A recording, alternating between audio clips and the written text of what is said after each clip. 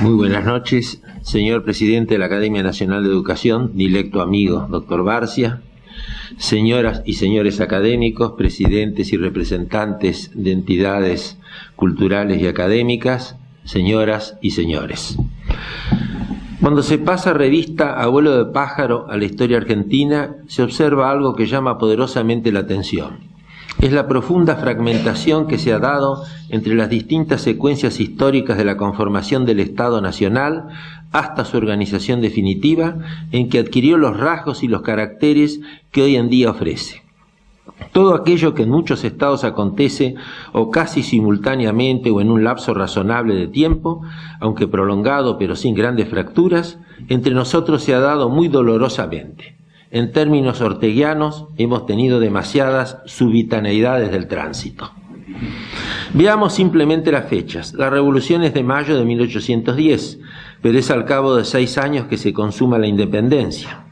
La definición política en torno a la forma de gobierno, que se confirma en el momento en el cual quedan definitivamente abandonadas las intentonas monárquicas, se concreta solo en 1820. La definición final sobre la forma de Estado es otra de las decisiones políticas fundamentales que fueron menester para conformar tal Estado. Llega recién con el Pacto Federal del 4 de enero de 1831 y la ulterior adhesión de las demás provincias argentinas. La organización nacional necesitó todavía 20 años más, y así sucesivamente hasta llegar a 1880 con la solución del problema pendiente, que era el gran problema de la capital federal en Buenos Aires. Si acercamos más la vista a la lectura de esos tramos de nuestra historia, sorprenderán las marchas y contramarchas que se producen en la etapa inicial de la década que se inicia con la gloriosa Revolución de Mayo de 1810 y se extiende hasta los episodios conocidos como la anarquía del año 20. Durante ese periodo, el Río de la Plata experimentó las más variadas formas organizativas de gobierno, sobresaliendo la nota común a todas ellas, de su precariedad y relativa eficacia en el logro de los grandes objetivos nacionales. Pero ¿acaso puedan considerarse como un suceso meridiano los pronunciamientos que emitió la soberana Asamblea General Constituyente, reunida entre 1813 y 1815 en Buenos Aires, que significaron un nuevo impulso al movimiento que había hecho eclosión en 1810, a la vez que un empujón hacia la demorada declaración de la independencia que finalmente se consumaría en 1816. En el justo medio de esas fechas, más allá de sus imperfecciones, quedó delineado el rumbo emancipador y bosquejada la configuración republicana de nuestras instituciones políticas y sociales, merced a las numerosas resoluciones de la Asamblea que apuntaban al imperio de la igualdad, que es uno de los pilares que sostienen a las repúblicas y las diferencias de las monarquías. Es, en definitiva, la igualdad. Como es harto sabido, a la primera Junta le sucedió la llamada Junta Grande, con la incorporación de los delegados del interior, y a ella la reemplazó un colegiado ejecutivo que resultó ser el primer triunvirato. La Revolución de Mayo había quedado atrás y la mayor parte de los problemas formaban parte de una orden del día que podía ser reconocida como las cuestiones pendientes. A la espera de la norma y de la toma de decisiones más drásticas y en consonancia con un estado de ánimo que legitimara la calificación propia de los patriotas. ¿Eran patriotas?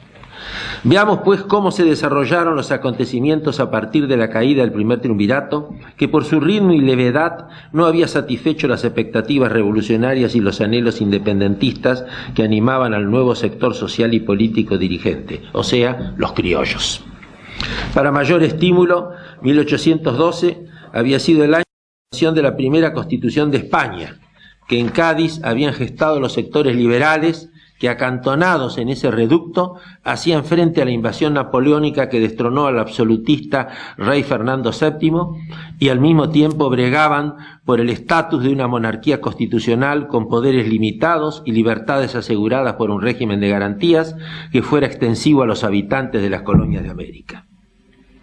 Cuántas ilusiones y cuántas amarguras en ese trecho de la historia, cuántas. Las esperanzas de los patricios se dilataron y se contrajeron en el vaivén de las vicisitudes, y se tejieron muchas ilusiones.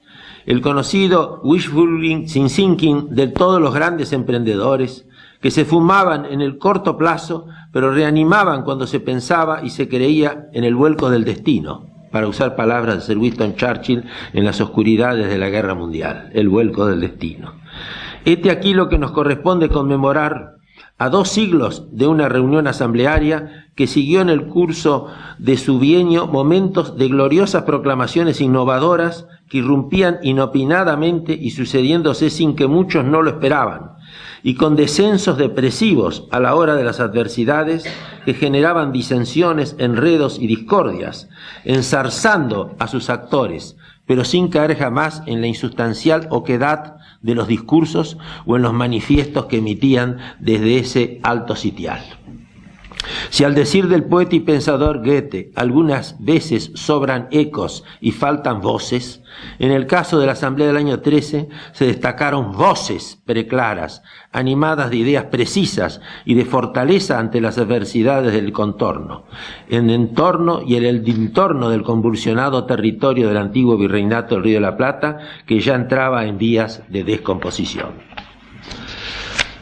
A partir de la revolución del 8 de octubre de 1812, la logia Lautaro cobra mayor protagonismo.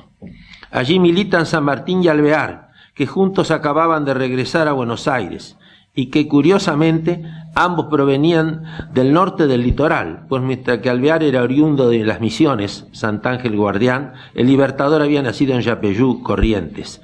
Ambos eran portadores de antecedentes en las entonces calificadas como sociedades secretas, muy activas en Cádiz y en Londres, ciudades estas por las que habían transitado, habiéndose contactado con Francisco de Miranda, importante personaje, a la sazón uno de los adalides del pensamiento americanista, revolucionario e independentista. El 8 de octubre cuenta con el apoyo de la Sociedad Patriótica, encabezada por Monteagudo, más los morenistas y las Fuerzas Armadas. Fue así que cae el primer triunvirato, y nuevamente en la historia argentina juega su papel decisivo y decisorio la institución del Cabildo constituido en ayuntamiento, que finalmente designa a Paso, Rodríguez Peña y Álvarez Jonte, quienes reciben la aprobación popular por asentimiento, muy probablemente por el entusiasmo generado a partir de la perspectiva de superar el paso vacilante del periodo anterior y la demora en avanzar hacia la organización del nuevo Estado. Y el 24 de octubre de ese año es el segundo triunvirato el que decide convocar a una Asamblea Nacional. Al decir de Vidar Campos, es el primer instrumento de nuestra historia constitucional que declara caduca la autoridad de Fernando VII en el Río de la Plata y necesaria la organización de un nuevo Estado independiente. La elección de los diputados fue indirecta, con la intermediación de juntas elegidas en cada provincia, y todo daba la impresión de que se cumpliría finalmente con lo anunciado por Mariano Moreno 3 años antes en la Gaceta, al referirse a las miras del Congreso a convocarse. Este era el Congreso a convocarse. Pero la suerte no acompañó en este caso. Y si bien muchas de sus resoluciones tuvieron la entidad de un ejercicio del poder constituyente, no llegó a consumarse el ansiado proyecto de contar con una ley suprema codificada en un solo texto. El 31 de enero de 1813 se instala la Asamblea, bajo la presidencia del diputado Carlos María de Alvear. Había en ella muchos hombres de Buenos Aires que representaban al interior. ¿Cómo era la atmósfera? Pues el rey seguía out. No se lo invocó para nada. Y Belgrano ganaba en Tucumán y en Salta 2 grandes batallas, el 24 de septiembre y el 20 de febrero. Entonces se daban las condiciones para que actuara como un parlamento de una nación soberana. Por eso mismo, el 8 de marzo decide, cito, que los diputados de las Provincias Unidas son diputados de la nación en general, sin perder por esto la denominación del pueblo a que deben su nombramiento, no pudiendo de ningún modo obrar en comisión. Recalco esto porque explica después el serio conflicto con Artigas. En esto último radicaría la clave de Bóveda para entender el rechazo de los diputados orientales que debían seguir las instrucciones emanadas de ese liderazgo que acabo de mencionar. Tenían 2 grandes objetivos, independencia y constitución, claramente expuestos. Y el 2 de noviembre se nombra una comisión para redactar un borrador de proyecto constitucional que se conoce con el nombre de Proyecto de la Comisión Oficial. Eran altos objetivos, pero no se cumplieron. Quisieron, pero no pudieron. Las facciones debilitaron su accionar, el internismo siempre presente, aunque los distintos grupos compartían en común un ideario liberal. La dificultad consistía en aglutinar, ya que eran partes cuya adherencia se quería lograr. No se trataba de un aglomerado formado por fragmentos unidos con poca consistencia, sino de conglomerar con una coherencia compacta, para lo cual debían entrar en acción sujetos conglomerantes, que fueran capaces de dar cohesión al conjunto de los asambleístas con la finalidad de alcanzar transformaciones que dieran origen a la nueva nación. Alcanzar transformaciones que dieran origen a la nueva nación. Y cuando se afianzaron los alvearistas, algunas tácticas a seguir debieron modificarse, porque para ese entonces algo cambió. En Europa, y con secuelas negativas en Chile y en otros virreinatos del continente como Perú, con batallas perdidas. El Ejecutivo Unipersonal fue creado el 22 de enero, ya estamos en 1814, o sea, al año del surgimiento de la Asamblea. Se creó la magistratura del Director Supremo, y el primero en acceder al cargo fue Gervasio Posadas, tío de Alvear, quien ejercería a partir de esos momentos la veneratura de la Logia Lautaro. Cumpliendo con el decreto de los triunviros, habían sido elegidos muchos diputados. No voy a mencionarlos, todos los hemos conocido y aprendido en el colegio o en la escuela y el colegio. Y casi todos llevan en esta querida ciudad de Buenos Aires su nombre en una calle, con muy poca excepción. Prácticamente todos tienen una calle de la cual quizás un alto porcentaje de los habitantes, no digo ciudadanos, de la ciudad ignoran el rol patriótico que debieron y pudieron cumplir, no del todo, pero en la medida de sus fuerzas, en esta asamblea. La asamblea, al asumir, declaró que sus diputados eran los representantes de las provincias que se declararan libres y unidas del Río de la Plata, que en ella residía la representación de la soberanía del pueblo, que su instalación tenía como fin dictar la Constitución, y finalmente eligió a un presidente y secretarios. Entre los que presidieron las reuniones de la Asamblea cabe destacar primero Carlos María de Alvear, que luego sería director supremo, a Vicente López y Planes, todos sabemos quién fue, a Juan Larrea y a Gervasio Posadas. El triunvirato decretó ese mismo día una norma que fungió como una suerte de ley suprema o ley fundamental de la nación, particularmente por la naturaleza de la definición que contiene. El artículo primero, de él se desprende el apartamiento de la doctrina privatista que sustentaba la figura del mandato. Aparecía la figura del representante libre, del mandato libre. En parte a la prédica de Bernardo Monteagudo, de briosa juventud como Alvear, la Asamblea decidió ceder la iniciativa al Poder Ejecutivo. Suspendió varias veces sus sesiones, dejando en libertad al triunvirato para gobernar, sin limitaciones. Con el transcurso del tiempo el ritmo fue variado. Hubo varios periodos. En el primer periodo 84 sesiones. En el segundo periodo 10 sesiones. En el tercer periodo 7 sesiones. En el cuarto periodo 5 sesiones. En el último periodo 5 sesiones desde el 5 de enero al 26 de enero de 1815. Fecha dramática. Cabe señalar que durante los periodos de receso quedaba en funcionamiento una comisión permanente que atendía las cuestiones de urgencias y el seguimiento de los temas a tratar cuando la Asamblea se reuniera en pleno. Nuestro Congreso hoy en día no tiene una institución así. Sí la tiene el Uruguay, por ejemplo. Las principales medidas adoptadas por la Asamblea fueron dispuestas en su empujón inicial. Si bien la composición del cuerpo reflejaba diversas vertientes de pensamiento, puede decirse que la mayoría de sus decisiones respondían al ideal de mayo de 1810, guardando coherencia con la orientación rupturista del viejo orden colonial. La creencia independentista era mayoritaria, y el sustrato o esencia que servía de asiento a las sucesivas normas que se dictaban respondían a postulados naturalistas de eminente respeto por la dignidad de la persona humana, por tomar la expresión de aquel gran hombre del Renacimiento que fue Pico de la Mirándola, y a una estructura basada en la filosofía política del contractualismo, en línea con las ideas compartidas desde los albores de la era constitucional.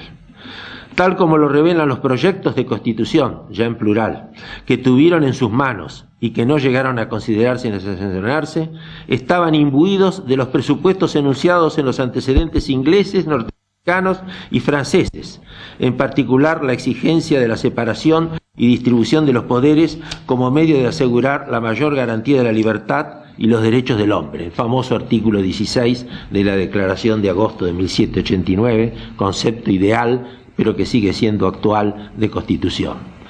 Consagrar y practicar esos postulados no era ninguna herejía, tan asombroso a la vista de algún reaccionario supérstite. La propia Iglesia había defendido aquellos principios de organización liberal del Estado. En el apéndice de este trabajo van esos documentos de la Iglesia. Una muestra de ese espíritu se halla en la afirmación, comillas, de que en el reinado de la igualdad la política del gobierno debe partir del principio del consentimiento público, que es la sanción suprema de la ley. Fin de las comillas. Lo proclama el 27 de febrero. Y con palabras de Larrea, al expresar que así como todos somos iguales ante Dios, también lo somos ante la ley. Fin de la cita. ¿Y cuáles fueron sus principales decisiones? Acá está el meollo de la cuestión. Si bien la Asamblea del año 13 no cumplió con sus dos cometidos principales, que ya dijimos, logró otros objetivos de gran importancia para el desarrollo de las instituciones del Río de la Plata. Basta con mencionarlos. Impresionan. Puso en ejercicio la doctrina de la representación política y los diputados pasaban a hacerlo colectivamente y por la totalidad del pueblo. Es decir, tomaron la doctrina del abate sieyès, en que es el tercer estado, la famosa obra escrita por el famoso clérigo y constituyente francés. Reconoció el principio de la soberanía de la nación asentada en el pueblo. Proclamó la libertad de las provincias rioplatenses, en algunos casos las denominadas provincias o intendencias, se empleaba indistintamente un término u otro. El sello oficial de la Asamblea pasó a ser el escudo nacional argentino. El sello guardaba algunas semejanzas con el adoptado por la vertiente republicana de la Revolución Francesa.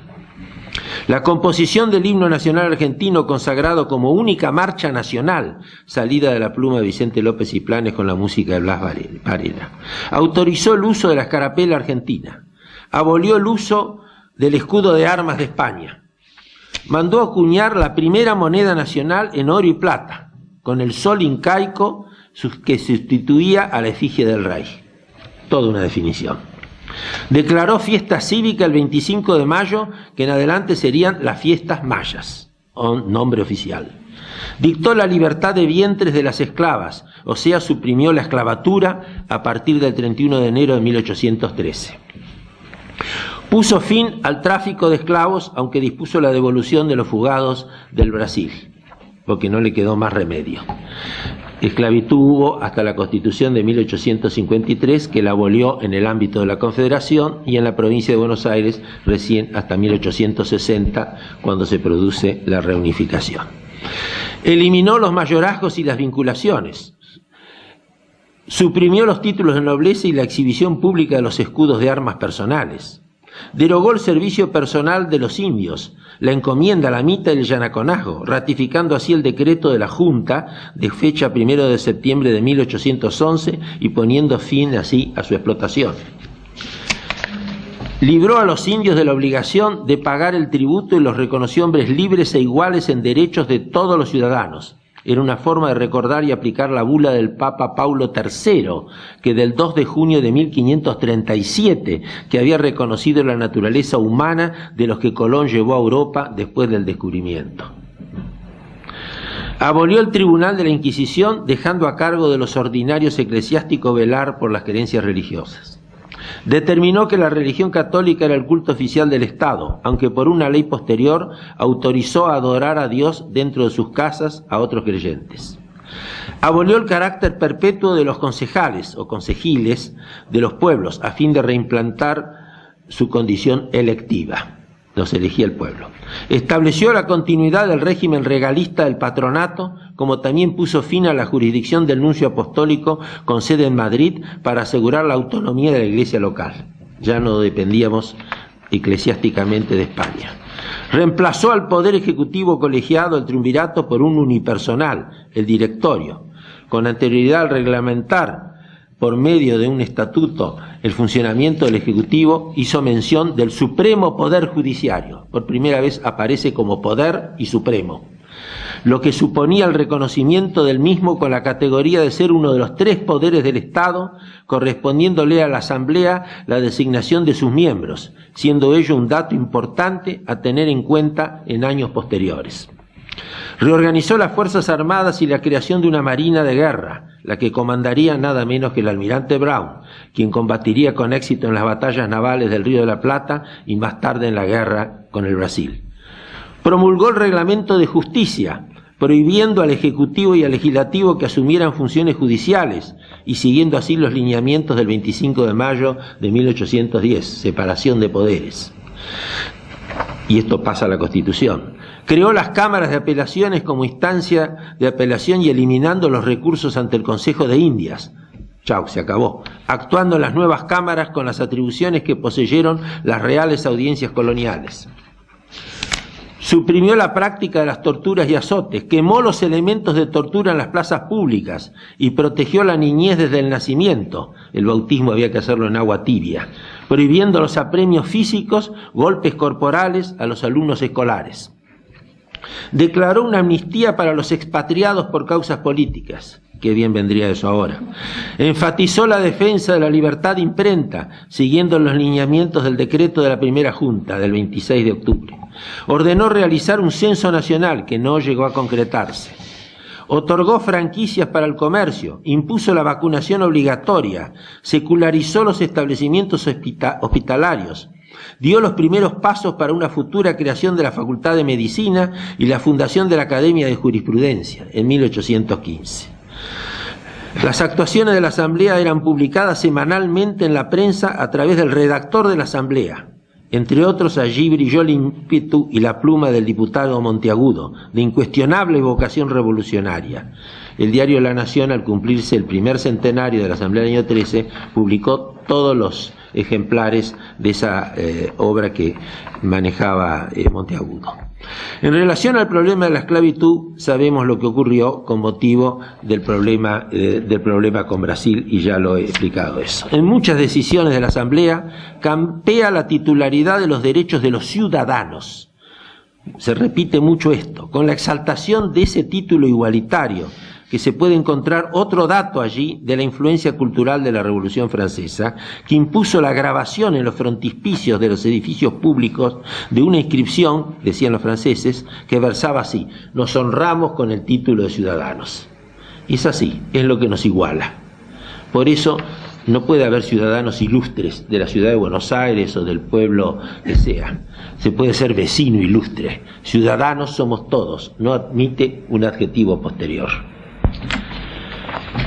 Pero no todo sería ilusiones y optimismo, estimados amigos. Llegarían los reveses. El pesimismo comenzó a campear por varias razones. Primero, las derrotas de Vilcapugio y Ayohuma, en octubre y en noviembre. Segundo, la caída de Napoleón Bonaparte, que vuelto efímeramente al poder emitiría una constitución de tono liberal pero de origen autocrático en 1815. El retorno de Fernando VII al poder absolutista. Los preparativos para el envío de fuerzas a fin de reconquistar el imperio colonial, comenzando por el Río de la Plata. Fue el único virreinato al cual los españoles no pudieron volver. Volvieron incluso hasta Chile, que fue San Martín a liberarlo después, a Perú, a Nueva Granada, a México. Donde no pudieron volver fue acá. The last but not least, las presiones de Lord Stranford desde Río de Janeiro, ya estaba instalado allí, que primero se explicaban, aunque no se justificaran, por la alianza de Inglaterra y España contra la Francia napoleónica, pero que luego se aplicaron para frenar el avance argentino en la guerra con el Brasil y evitar que un solo país, o sea el nuestro, controlara ambas márgenes del Río de la Plata.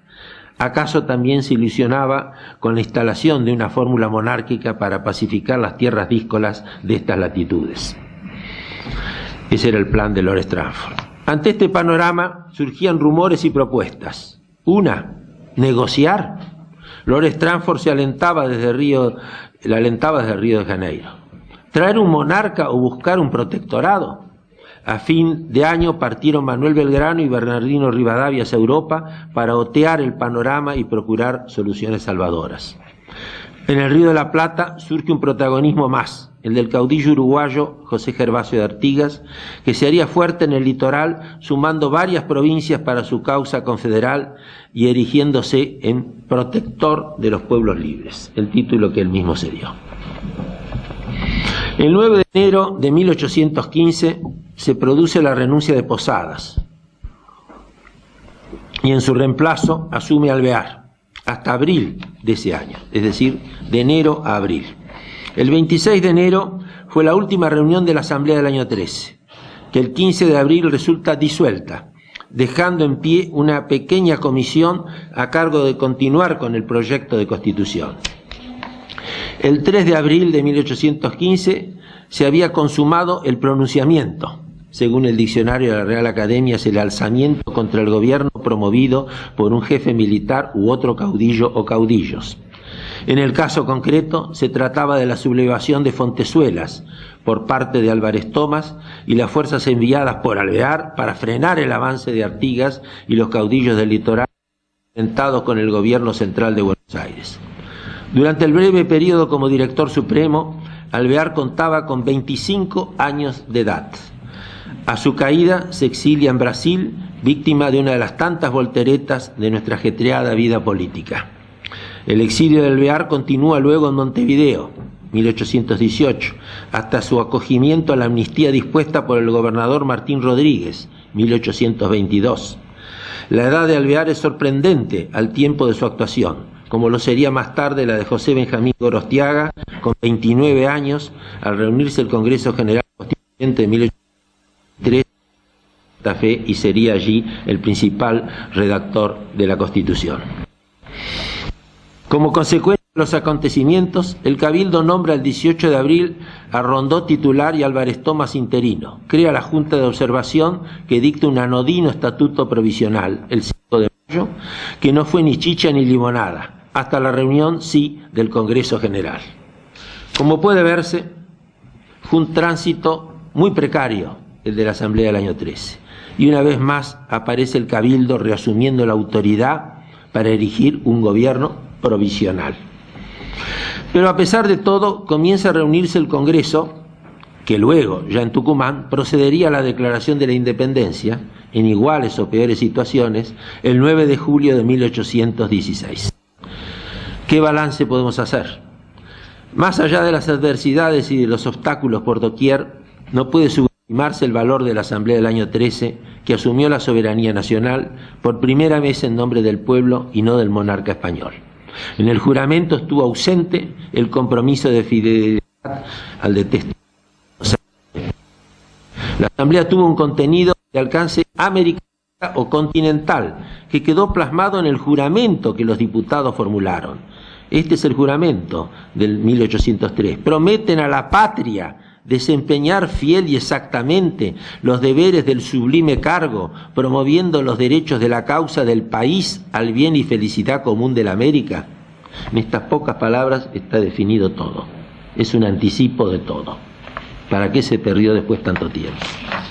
La Asamblea tuvo a su cargo la dirección del gobierno de las Provincias Unidas del Río de la Plata, y durante los primeros meses de 1813 su autoridad fue muy superior a la del triunvirato. Si bien no llegó a sancionar la Constitución, sus medidas tuvieron dos rasgos. Primero, su carácter organizativo, y segundo, su sentido y contenido de naturaleza eminentemente republicana.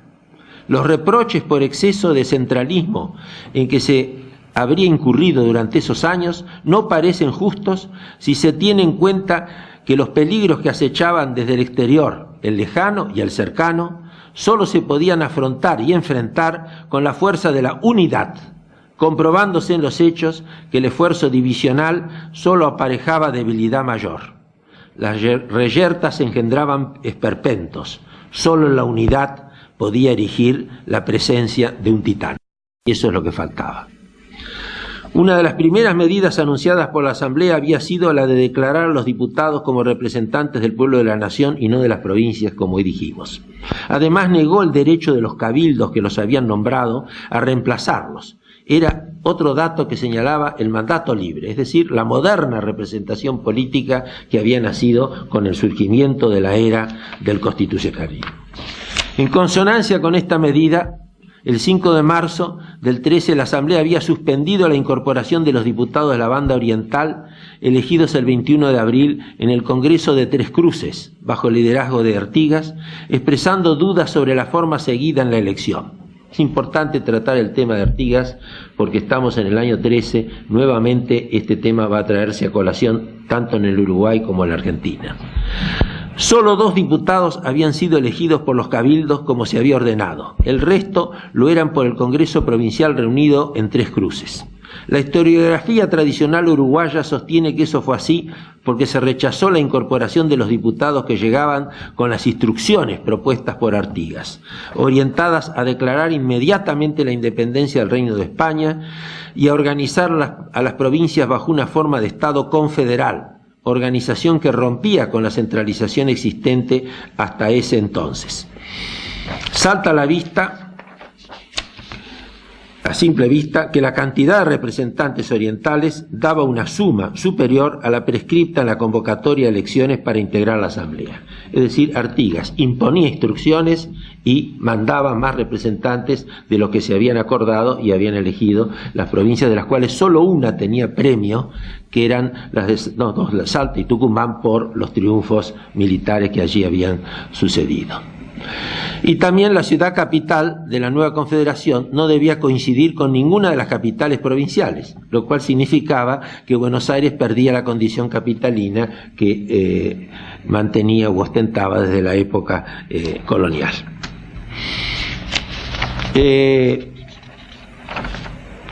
Las instrucciones son del 13 de abril del 13 y emanaron, como dije, de ese Congreso de Tres Cruces, y que luego crea el primer gobierno civil en la provincia oriental. Cabe señalar que en otro congreso que se reúne el 23 de junio en el Arroyo de la China, Artigas forma la primera Liga Federal con Santa Fe, Corrientes, Misiones y Córdoba, es decir, avanza, declarando la independencia de los pueblos libres. Independencia de los pueblos libres. Pero para esa fecha, la Asamblea del año 13 ya se había disuelto por extinción. En resumidas cuentas, parece obvio que las instrucciones a los diputados no se compatibilizaban con la representación libre que enunciaba el artículo 1 de esa ley fundamental que se fijó la propia Asamblea. Visto a la distancia de 2 siglos, mi impresión arroja una lectura de la confusión como el árbol que no deja ver el bosque, toda vez que el tema de fondo era sacarse de encima a los godos por la dominación española y no caer en caóticas riñas localistas. Algunas miras fueran cortas. La confederación era imposible porque había fracasado incluso en Estados Unidos. Artigas no conocía Estados Unidos, Dorrego sí, y el Estado federal iba a ser en definitiva la solución, pero no la confederación. Los proyectos que no fueron constitución, porque no llegaron a ser tratados por la Asamblea General Constituyente, que a la vista no pudo cumplir ese cometido primordial, juntamente con la declaración de la independencia, que habían sido fijados como objetivos al momento de su convocatoria, se consideran que existieron 3 proyectos de filiación unitaria y uno de contenido federal, al que habría que sumar otro de aplicación interna para la provincia oriental, que era el Uruguay, de procedencia artiguista. Hay mucha bibliografía sobre esto. Menciono los nombres de quienes intervinieron. El proyecto de la Comisión Oficial, que es el que había nombrado la Asamblea de entrada, lo redactaron Agrelo, Herrera, Valentín Gómez, Somellera, García, Vieites y Posadas. Era muy frondoso, 263 artículos. Se parecía un poco en eso a la Constitución de Cádiz, muy tropical. El proyecto de la Sociedad Patriótica. Acá intervinieron Larrea, Francisco Planes, Valle, Antonio Sáenz y Bernardo Monteagudo, que presidía la sociedad. Un poquitito menos frondoso, 211 artículos. Otra barbaridad. Proyecto anónimo. No tan anónimo, se atribuyen a Valentín Gómez, Tomás Valle, Pablo Vidal, todas calles, Eduardo Anchoris, Vicente López, aunque existen discrepancias entre los historiadores acerca de la originalidad de este texto. Fue presentado como una mixtura de los anteriores, con preferencia por un ejecutivo de triunvirus y no unipersonal. Y el proyecto federal, presentado por el diputado oriental, el uruguayo Felipe Cardoso, que combina antecedentes propios de una confederación con normas de estructura que se parecen a una federación propiamente dicha, es de neto corte artiguista, con fisonomía más que de constitución, de pacto, de liga, de letra y espíritu republicano, pero que no era, diríamos, lo más apropiado para ese momento. Mi opinión final sobre este tema, en la cual hablo, por supuesto, a título personal, no comprometo a esta academia ni a las otras. El que lea esa habla es un unitario, debo ser el último afiliado al partido de Juan Lavalle, pero debo ser sincero y debo decir cómo veo las cosas. He jurado por una constitución federal y respeto el federalismo, por supuesto. Pero sigo creyendo que el problema pasa por otros ejes, la descentralización y no el federalismo, como decía Félix Luna, engaña pichanga, ¿no? Demasiado le han cargado las tintas al Alvear por el fracaso de la Asamblea del año 13. Y como en los casos de frustraciones anteriores y a partir de la Revolución de Mayo del 10, los reemplazantes de los antecesores siempre intentaron enjuiciar y responsabilizar a aquellos con toda clase de reproches y hasta vejámenes. Igual intento aconteció después de la disolución de la Asamblea del año 13, con sus integrantes, que fueron sometidos a investigación y enjuiciados, y hasta con Alvear, que solo llegó a ejercer el directorio por escasos meses. Las rivalidades, envidias y enconos fueron mayúsculos durante la década inicial del gobierno patrio, hasta culminar con la desdichada anarquía del año 20, que llevó a exclamar a Belgrano, según se dice en su lecho y agonía, «Pobre patria mía», el día de los 3 gobernadores. Ya en ese año 20 había comenzado con profunda crisis, con la caída del directorio a raíz de la primera batalla de Cepeda, que arrastró consigo la disolución del Congreso, la inaplicación de la Constitución de 1819 y, como dato positivo, esto trajo el fracaso de las tentaciones monárquicas. Por lo menos había triunfado la idea republicana en el Río de la Plata. De Carlos de Alvear se dijo de todo: ambicioso, intrigante, faccioso, en competencia con San Martín y en connubio con Inglaterra, traidor a la patria y otros improperios. Pero nadie podrá negarle su triunfo en la ocupación de Montevideo, aún en manos españolas. Fue un mérito de él, el 20 de junio de 1814. Liquidó a los españoles. Su gloria en la batalla de Ituzaingó, en la guerra con el Brasil, el 20 de febrero de 1827. Y gloria de Brown en el mar también. Y su desempeño en la embajada ante los Estados Unidos desde 1837 hasta su muerte en New York en noviembre de 1852. Alvear cumplió también importantes gestiones en Londres que condujeron al reconocimiento de nuestra independencia, como asimismo con el presidente Monroe en los Estados Unidos y ante Simón Bolívar para equilibrar el avance de Brasil en América del Sur. En etapas sucesivas mereció el respeto y la consideración de dispares gobernantes, como Rivadavia, de quien fue ministro y comandante en jefe, cuando Rivadavia era presidente, de Rosas, que 2 veces lo nombró embajador en Estados Unidos, y de Urquiza, que lo confirmó en el cargo, poco antes de morir Alvear. Se nota que soy alvearista, ¿no?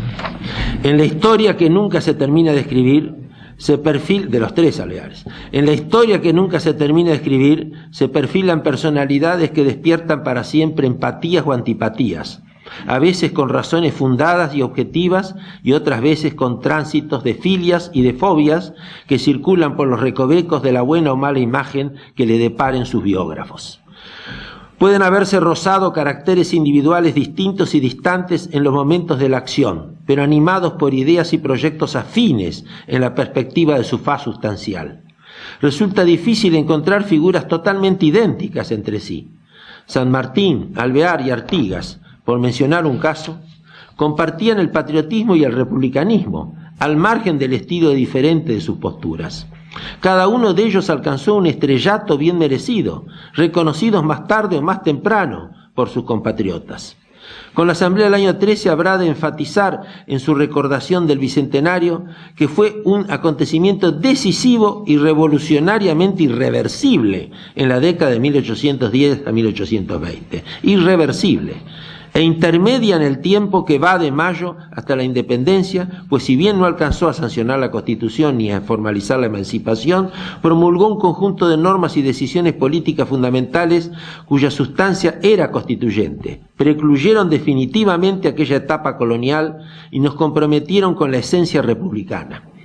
Es innegable que fue un meridiano en la vida de la patria, y si no pudieron hacer más, ello se debió a la gravísima situación externa y al caos interno que condicionaron la acción de gobernantes y asambleístas que disponían de un poder tan endeble. Una reflexión final, una visión actualizada del problema a mi manera de ver.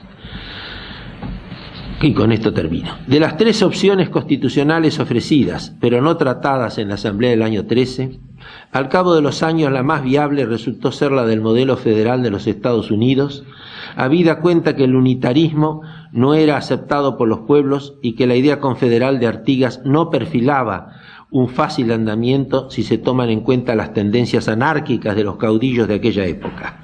Basta señalar que el régimen de Rosas se mantuvo con una alta centralidad, fue el más unitario de los unitarios. La pregunta que se impone es la siguiente: ¿por qué el Estado federal triunfa en algunas partes y se frustra en otras? El resultado es desparejo y los balances son dispares. Ello se debe seguramente a lo que los italianos llaman la vendetta dei fatti, la venganza de los hechos contra el derecho, una venganza de las realidades contra las aspiraciones de los constituyentes. Creemos que no existen fórmulas milagrosas ni recetas infalibles para compaginar ambos aspectos. En primer lugar, tales fracasos se deben a la ignorancia de los datos de la realidad. Cuando un sistema fracasa, cuando no responde a las previsiones constitucionales, ha habido alguna falla en esas previsiones o en las ambiciones del legislador que dictó las normas de implementación. Ignorar los datos de la realidad es uno de los peores pecados que puede cometer el gobernante o el constituyente. También lo es querer importar o exportar fórmulas constitucionales que responden a realidades distintas. La copia acá no vale, hay que poner aduanas. Así, si examinamos el modelo de Estados Unidos, cabe preguntarse si en aquel país el sistema federal. Ese hallazgo original fue una creación ad hoc para superar un conflicto político concreto que tenían las 13 colonias al momento de su independencia, que no podían resolver con un Estado unitario, no con los artículos de confederación y unión perpetua, que los iban llevando a una paulatina frustración y acaso a su disolución como país. El Estado federal no fue ideado por los autores doctrinarios, no había ningún libro sobre la materia, ningún autor, sino que fue una creación imaginativa y realista de quienes, reunidos en Filadelfia para perfeccionar los artículos de confederación, los tiraron de lado y decidieron archivar esa idea y fortalecer un poder central. En la Argentina tenemos que buscar las razones para detectar los resultados. Uno que pocas veces se menciona es el olvido del factor dimensión geográfica, y junto a la enorme extensión de nuestro territorio, la poca población existente a mediados del siglo pasado, las grandes dificultades en las comunicaciones, etcétera, etcétera. Todo ello tuvo consecuencias opuestas a las expectativas de que esa dimensión territorial fortaleciera los localismos. Por eso nos quedamos en un federalismo puramente histórico, sentimental, avocativo de aquella dimensión, de aquel aislamiento, de aquel localismo. La única excepción rescatable en los debates de la primera mitad del siglo pasado fue la de ese federal doctrinario que era Manuel Dorrego. Dorrego fue diputado en el Congreso que sancionó la Constitución del 26, que era unitaria y fue repudiada por los pueblos, pero él reivindicó la necesidad de una regionalización sobre la base de la paridad de fuerzas y de posibilidades poblacionales, económicas y sociales y de recursos, entre las que serían las partes componentes de la nación. Advertiría que sin eso tendríamos un esquema federal puramente nominal, ilusorio, abstracto, sin fuerza suficiente para apoyar en los hechos y en las realidades el poder político que se estaba creando a través de la Constitución. Creemos que hoy hay que descubrir o redescubrir esa dimensión regional, pues tiene su ventaja y su justificación, las cuales se pueden resumir en 3 puntos simplemente. La coordinación para ahorrar esfuerzos, es decir, para evitar en definitiva una evasión o una dispersión de elementos que puedan hacer fracasar la eficiencia del sistema. Tenemos 24 unidades, 23 provincias y la ciudad autónoma. Todo hay que multiplicarlo por 24, todo. El equilibrio de situaciones económicas que sean exclusivamente asimétricas. La realidad de los países federales ofrece a menudo la asimetría de desequilibrios consistentes en mucha población, en mucha concentración y mucho aislamiento. En definitiva, todo lo que se ha ido desarticulando como consecuencia de la vida económica, social y cultural de una manera indetenible. Tercero, asegurar una cierta igualdad de oportunidades, que también vale para la coexistencia y el crecimiento de las realidades estatales en un marco de descentralización territorial. La igualdad de oportunidades no solo es un dato para el goce efectivo de los derechos individuales y sociales, sino también para las regiones. La igualdad de oportunidades es un integrante fundamental en el equilibrio federal, y si las partes componentes no las perciben, su desaliento lleva fatalmente a una frustración. ¿Y para qué llegar a la Constitución con vigencia efectiva? ¿Qué habría que aguardar? No lo fue con la Asamblea del año 13, por disolución del cuerpo constituyente. No corrió mejor suerte la redacción por el Congreso de la Independencia de 1819, por la caída del poder central. Tampoco tuvo éxito el texto brillante, porque realmente brillante, pero desacertado en cuanto a la forma de Estado, de 1826, en mi modesta opinión, tan bien redactado o mejor que la Constitución histórica del 53, por el rechazo de las provincias, con excepción, o ironía, la única que lo aceptó, la banda oriental. En cuanto a la de 1853, solo rigió en el ámbito de la llamada Confederación, por desunión al sesionarse Buenos Aires, y recién en 1860, reformas mediante, se concluyó el proceso constituyente originario. ¡Cuántas vicisitudes! Y no faltaron los hombres ilustres e ilustrados que operaron en cada una de esas circunstancias. Estaban ausentes protagonistas, ausentes entre contacto con la realidad en el círculo de los gobernantes, ausentes. Tan solo y a partir del Pacto de San José de Flores del 11 de noviembre de 1850 se pudieron reunir con magnanimidad el buen criterio y la percepción de la futuridad. Se reunieron las dos virtudes. Los acuerdos y consensos aseguraron así la viabilidad de una ley suprema para la nación argentina, lejos ya de la ambicionada entidad de Provincias Unidas de Sudamérica, que fueron glorificadas en la letra del himno en 1813, Provincias Unidas de Sudamérica. En tan largo trecho como en el curso de un río de meandros, con líneas sinuosas y repetidas, al cabo dio término al erizo espeluznante de la guerra civil que espantaba al interior y al exterior.